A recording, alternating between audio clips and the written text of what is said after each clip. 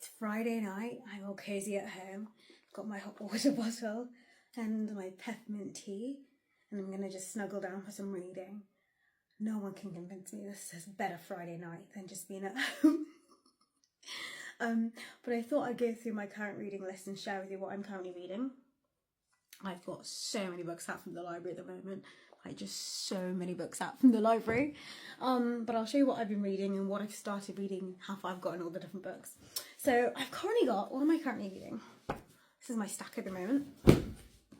This is what I was reading earlier today, actually. I am, how far am I in this? I'm like, I might say a quarter of this one. Wait. A quarter through this book. I'm really liking it. Actually, yeah, really liking it. So this is called You Deserve Better by Anne-Marie.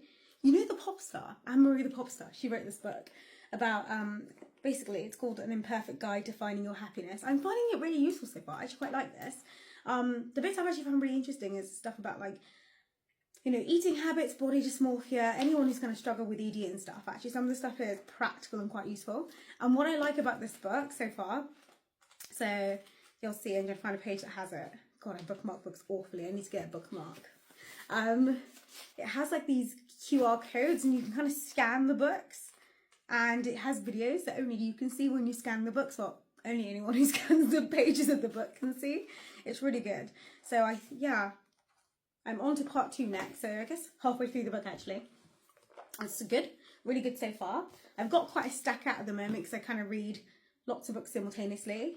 So I started reading the Discovery of Witches series in March. I think March, yeah, it was a month after my birthday. Yeah. Had a weekend to myself and I started reading it. I got it from the library and it was so good. And now I think this is the 3rd book in the series because this is the Book of Life. What is the 3rd book in the series? I think it is. I'm only like in chapter 4 or 5 now. Because it's quite a big book. And because I read so many books, I kind of have to switch them around. Yeah, this is the 3rd book in the series. There are 5 in the series. What I love about this book, in fact, the first 2 books in the series, it's really captured my imagination. But also, it's really hard to tell what's reality and what's not. Because Deborah Harkness, I don't know if that's how you say her name, Deborah Harkness, the author, I researched her. She's like an epic academic. Like, she's like super smart, an historian. And when she writes the book, she writes it so vividly that I am not sure if I'm reading actual history, like facts, or like fiction. And obviously it's about vampires. So you know how good you've got to be at writing where a relatively smart person's reading and they're like, this is real. This is my brain's putting this as like historical fact now. But so good. So good. I can't wait to get back into this and finish this one. This might be one of the ones I read over Christmas. And I just got this book at the library last week. I saw it, it caught my attention. It's called Friendaholic. I haven't started reading it at all yet. It's a confession of a friendship addict. It's about to basically talking about the importance of friendships in a society that kind of values only romantic relationships. So I'm quite interested in reading that. This next book I've got out at the moment, look at all my little reservation stickers. But honestly though, genuinely, like, you can just go to the library and get all the books and reserve all the books you want and read them and return them. Like, why doesn't everyone just spend every weekend in the library? It's like the best asset in the world. Love my local library. Long live libraries.